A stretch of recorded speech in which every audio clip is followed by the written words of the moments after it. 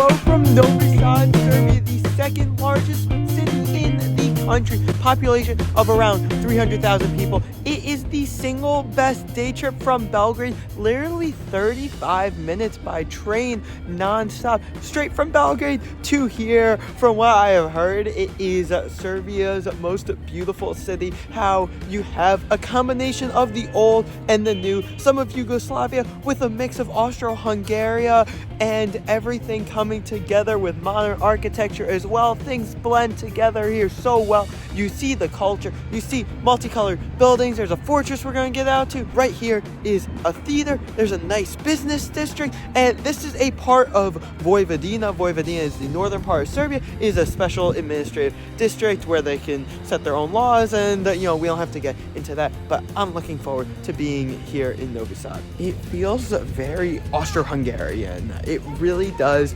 Just the way that the buildings are, no more than really 3, maybe maximum 4 stories tall, but the multicolored and how I love it, how it's lined up. It is just so charming. So you feel the culture here. So maybe that's what I'm going to be seeing, Austro-Hungarian in the city center, and then you have the Yugoslav architecture and all of that as you extend outwards, and then of course the more modernist by the business district. That's just my thought. Let's check everything out now. It's early in the morning walking down one of these squares, but you see pedestrian paths and just restaurants that are lined up. But so picture what it's like during lunch, specifically maybe dinner time, how the liveliness happening. This is 100% where you need to start off. Come to the city center when you first arrive and then make your way everywhere else. When you get to the main area, it's not like it's just one main pedestrian street that you walk down. There are multiple different streets. Stari Grad, which is the old city. Stari Grad literally means old city in the Serbian language.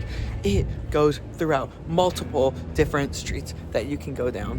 When walking on the street, I love how it's stone. With each building having its own color, it gives it its own character. Here's the name of Mary Church, and wow, it is stunning. It is actually a Roman Catholic church, which is very different because Serbia as a whole is Serbian Eastern Orthodox. It is the largest church in all of Novi Sad. Locals call it a cathedral, even though technically it is not a cathedral. It is in the main city center. And right behind me, this is City Hall. You have to get to Prva, VojvoĐandska, Brigada. This area is where you have the locals getting their markets, and it's just where people are like going and moving in and out. I don't even know how to describe it. It's so much energetic with people buying things and just so much more activity. It feels so different than Stari Grad. I'm having a hard time putting it into words because I just stumbled upon, because Stari Grad was rather empty, but I understand because of the season, the time of day and all that. But no, you see the clips here, this is packed. Not just the markets like the stores, like people selling things on the street. Whoa, and I just stumbled upon a produce market. I love these because this is where you can see real local culture, because no tourists and just the actual people going to buy their fruits and vegetables. You have all of the stands that are just lined up going down, and they look so fresh, but they're also selling eggs and other goods too. I'm just going to be able to walk around here and kind of vibe. The prices are so good as well. Everything, no matter what type of produce, is coming to around €1 per kilogram. There are others like bananas and melons that will be 2, 3, maybe €4 per kilogram, but nothing more. Wait, this is actually endless. It keeps going. This is a huge flea market. So you have the produce section, and then transitions into clothes, whether it be sweatshirts, jackets, pants, shirts, shoes.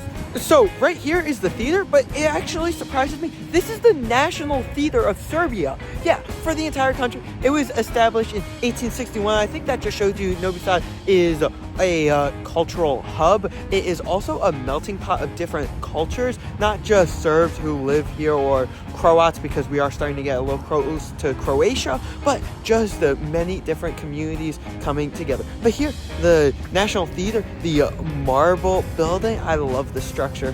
Because this is a cultural state, there are actually a lot of academic conferences that take place here. Here's another theater. Just, okay, look at the design, the red and the yellow in front of it, but the theaters, performances, and operas overall in the Balkan region, and specifically Serbia, are actually so underrated. You come to this region and you are very interested in this type of culture, you're gonna have to check out a performance somewhere. Guys, make sure that you subscribe as well, because I am traveling all throughout the Balkans. In fact, I'm actually living in Serbia. Belgrade is my base city. I'm here studying, but yeah, non-stop Balkan content and Eastern European content. Subscribe. In terms of design, Belgrade and Niš are not like this at all. So I wonder how Novi Sad was able to build and maintain its identity, especially during the fall of Yugoslavia. So yeah, this part of Serbia, which was a part of Yugoslavia fell in the early 90s, and there was conflict in this region throughout the entirety of the 90s. The history is very intense. It is very sad from all sides. So before you come here, just to gain that historical understanding, I really recommend you read up on the Yugoslav wars, learn about the NATO bombings in Belgrade in '99, and just everything related to this. Because once you do that, you get a greater understanding for the region, why you see certain things, and just honestly, like, it gives you just a greater appreciation for where you are. Vojvodina flag, Serbian flag, and someone please comment what flag this is. With the business district, it's a lot more than I would have expected. The architecture, very modern, a lot of glass buildings. You can see tons of office space, especially for companies like Continental. I like the residential area because it's very practical. You have the homes, and then you have the shops underneath. And there aren't any brand name retail stores. They are just local stores. You need your phone fixed, there's a store for that. You need special home appliances like a washing machine, there's a store for that. You need some clothes, store for that. It's very simplistic, but then again, it's also very efficient. Once you get out of the city center and start to move much more towards the residential areas, is where you see a change in architecture. Relatively quickly, you see much more of the Yugoslav, the big block buildings that are rather dull, and you can tell that they are made just for their functional purposes, you know, not trying to bring in any aesthetics to it. That is a lot of the apartments where people live, so you look at them and you may say like, oh, that's just like kind of like a rundown building, but it's not at all. Insides of there are very nice, very modern. It's just, you know, that's former Yugoslavia for you. I actually live in an apartment that looks very similar, if not identical, as the one that's right behind me, except mine in Belgrade is just beige. Oh yeah, I'm living in Belgrade right now, if you guys didn't know. Serbia as a whole, in terms of living expenses and food, tends to be on the cheaper side compared to Central and Western Europe. Actually, a lot cheaper. I'm finding the prices of Novi Sad to be actually pretty comparable to the ones in Belgrade. Here is Petrovardin Fortress, and this is definitely where you're going to get the best view of Novi Sad. So this fortress was constructed during the time of the Austro-Hungarian Empire in the 16th and 17th century. So first off, the fortress itself is a series of tunnels going underneath the ground, but of course also the fortification, like the walls right here. There's actually 13 kilometers of underground uncollapsed tunnels that you can go and walk through. In the present day, you have some restaurants on top of here. You have the souvenir stand. There is the Museum of Vojvodina, so specifically related to Vojvodina history, and then of course the history of Novi Sad.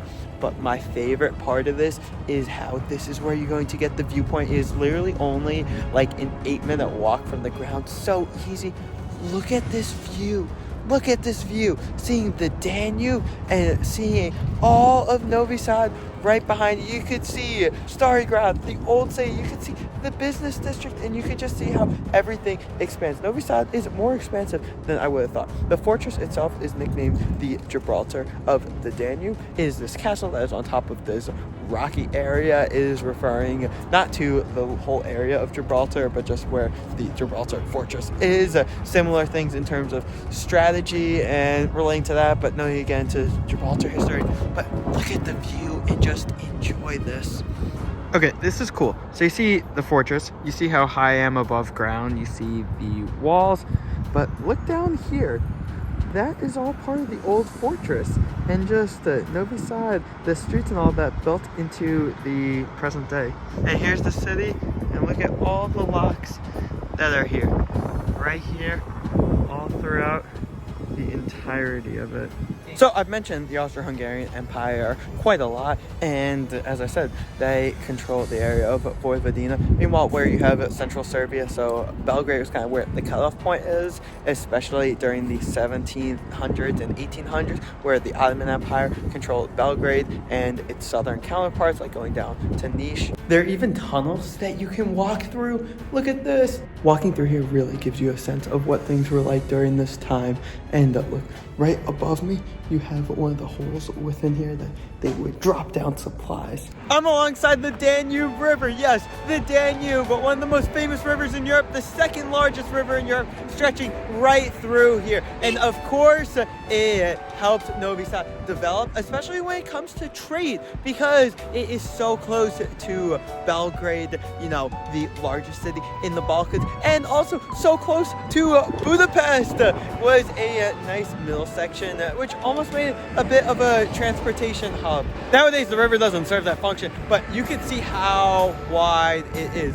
Most parts of Novi Sad are to the north of the river. However, you have things like the fortress that is in the south. On both sides of the river, they have pedestrian paths that you can walk alongside. And of course, to cross it, there are two bridges. And you see I'm on it right now, and there are cars that are zooming past, which I'm sure you can hear. On the east side of the river, though, it's not like things are dull, gloomy, and boring. That is not the case at all. Still a great part of the city. I just meant there's not as many attractions as on the west side. You still have the Austro-Hungarian architecture everywhere, multicolored buildings, and just fun activity. And in fact, this is where a lot of the residents live. So this is a good spot to be able to walk around the residential area, especially because it's a little more quiet. Here's Danube Park. It's not actually along the Danube, nor is it in the city center. It's about right in the middle. Here, you have this lovely open space that you can come and just enjoy. A lot of benches to walk around, maybe lie down on the grass, although Serbians don't lie down on the grass. I was told that if a Serbian sees someone lying down on the grass, they're foreigners, so I guess it's just a Western European American thing. Here, construction, but they're setting up for some event. They also hold a lot of festivals in this park too. My time in Novi Sad has officially come to an end. It was a quick visit, but I am so glad that I got to spend the day here. Now I can say I have been to all three of Serbia's cities. So if you are in Belgrade for an extended period of time, this is a perfect day trip. Literally 35 minutes by train here, 35 minutes back. You can't beat it. So much culture, and it's just a fun atmosphere. Yeah, I enjoyed my time in Novi Sad, Serbia.